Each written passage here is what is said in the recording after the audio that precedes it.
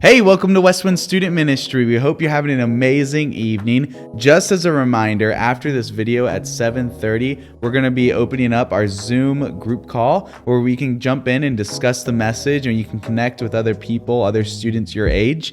And so the link to that Zoom group call is in the description of this video below. Another quick announcement, this Friday evening, that is Friday the 24th. This Friday night, April 24th, we are having United Night Live. United Night is a cohort of 3 other student ministries, which are 4 including us. But it's, Westwind Church, Revision Church, Simple Church, the Mission Church. And every other month, we do a big event together. And so for this month, we have put together an incredibly fun game show for you to watch. And you guys can tune into and enjoy. We put a lot of work into it, and I think you're going to love it. It's super funny. And we also take time to really talk about the issues that we're facing today and talk about how we can best navigate them and thrive in the midst of this quarantine and not just survive.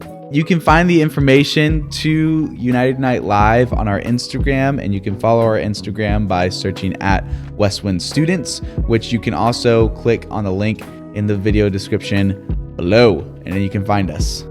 Now, let me ask you a question. Have you ever built a fort? Like, you go in the woods and you build a fort.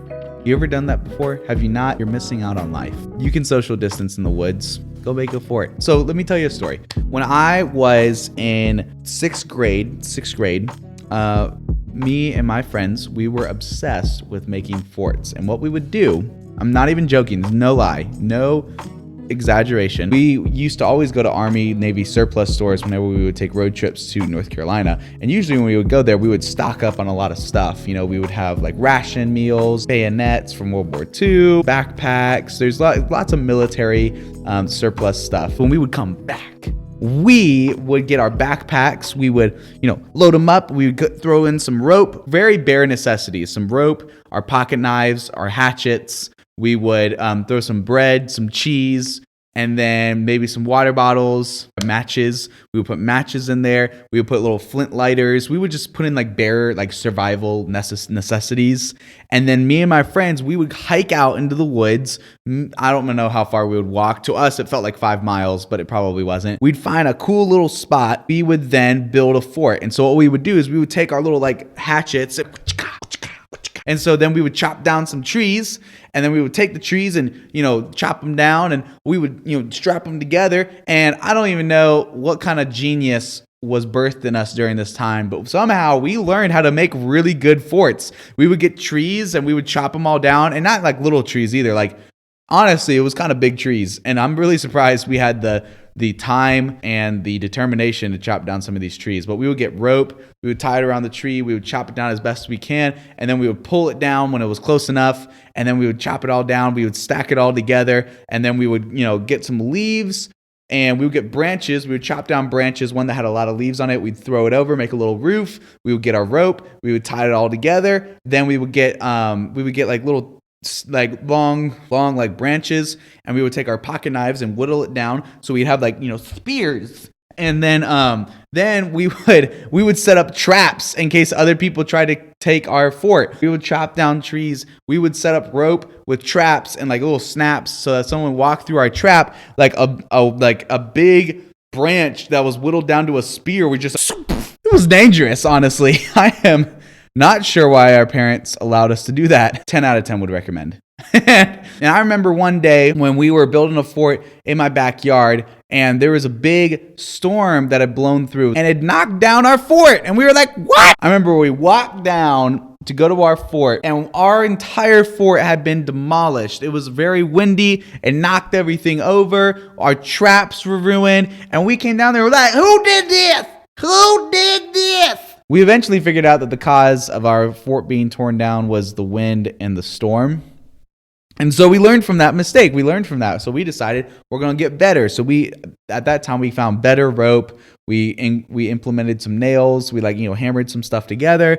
We made sure that we had set up a better foundation for this, fort, so that next time when the wind would blow through, it wouldn't get knocked down. There would just be some light damage, and then we just have to repair that really quick. But the whole structure of the fort would stay in place. And I tell you that really silly story because in the midst of this COVID-19, in the midst of this virus, it seems like it's just a really big storm.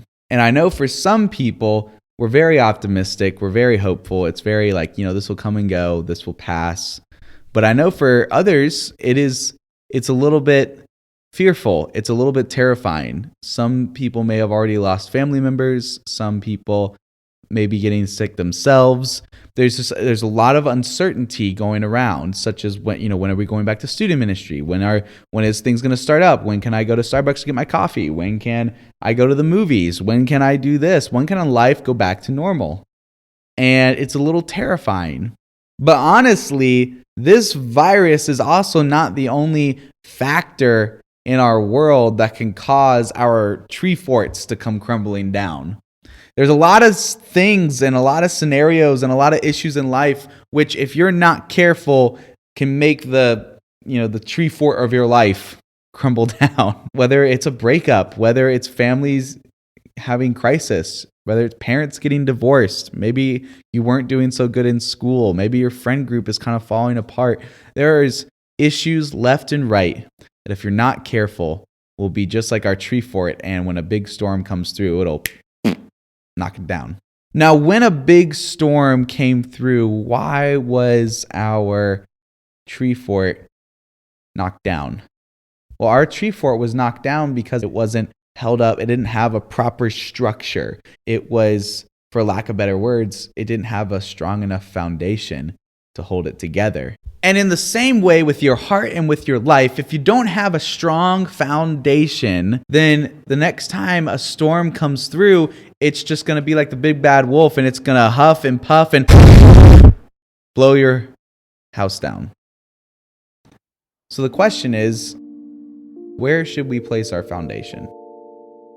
Where should we place our foundation so that the next time storms blow through, instead of being knocked down, we'll stay strong and sturdy? Well, Jesus has a lot to actually say about this. In Luke chapter 6, starting in verse 46, Luke is a letter, and he wrote this to a bunch of people, but he wrote this specifically to kind of tell the historically accurate events of what happened in Jesus' life when he walked the earth in the order that it happened. And so in verse 46 of chapter 6, Luke writes the words of Jesus, and Jesus says, "Why do you keep calling me Lord, Lord, when you don't do what I say? I will show you what it's like when someone comes to me, listens to my teaching, and then follows it. It is like a person building a house who digs deep and lays the foundation on solid rock. When the flood waters rise and break against that house, it stands firm because it is built well. But anyone who hears and doesn't obey is like a person who builds a house right on the ground without a foundation. When the floods sweep down against that house, it will collapse into a heap of ruins." So Jesus was talking to these people who are coming to him and calling him their Lord. They're calling him their teacher. They're saying, "Hey, let us follow you." But he goes against them and he says, "Hey, why do you call me Lord, Lord, but you don't do what I say?" They're kind of like the people who say, "I go to church, I'm a Christian," but they don't actually, follow Jesus. They don't actually do what he says. They don't actually have their heart changed by him. They just say they go to church for the sake of saying they go to church. They just say they're a Christian, but the deepest their faith goes is maybe one Bible verse, or simply because their parents told them to believe in Jesus, and that's what they do. And Jesus speaks to those people, the people who say they're Christians, the people who say that they follow Jesus, but the people who don't do what Jesus says. He calls those people kind of like that tree fort. It's the one that didn't have a solid foundation, a solid structure. And when a storm came through, it huffed and it puffed and it blew the fort down. Do you remember the story of the 3 little pigs? It's this story of 3 pigs who had a competition to build the best house. One pig built his house with twigs, one pig built his house with hay, and one pig built his house with brick. And a wolf came by, and he was gonna, I think he was gonna try to eat the pigs. Gosh, this is a gruesome story. Did he try to eat the pigs? I don't remember. Wow, this took a dark turn. Anyways, the version I remember was just a Disney cartoon, and he was just simply gonna blow their house down, and he was just gonna compete with them. Or did he try to eat them? Oh goodness. Well, anyways, the big bad wolf came, and he went to each of the houses, and he went to the house with hay, and he huffed and he puffed and he blew the house down, and the one with hay just, and that was it. Then he went to the house made of twigs, and he huffed and he puffed and he blew the house down. And then he went to the house made of brick, and he huffed and he puffed, but he couldn't blow it down. He huffed and he puffed, and he could not blow it down. He eventually gave up. And the moral of that story is also the very same moral that Jesus is trying to teach, except Jesus kind of taught it first. But Jesus is saying that if your life is on a firm foundation, that no matter what kind of storm blows through, no matter what kind of storm huffs and puffs and rain comes down and lightning strikes and the wind may blow, but no matter how hard it is, it will not blow the fort, your house, your life down. But it's all dependent on where your foundation is. Jesus says that if your foundation is in Him, if your foundation is built on not just listening to the words of God, but doing the words of God, that person, and let me be clear, he makes this distinction because those who truly love God will do what he says. And so Jesus says that a person who listens and does the words of God, their life will be built on a foundation of rock.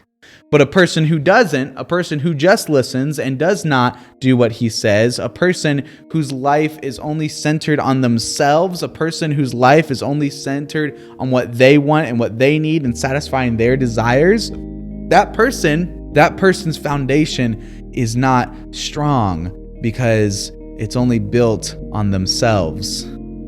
That person's foundation is built on something that doesn't have firm foundation. It's not strong enough.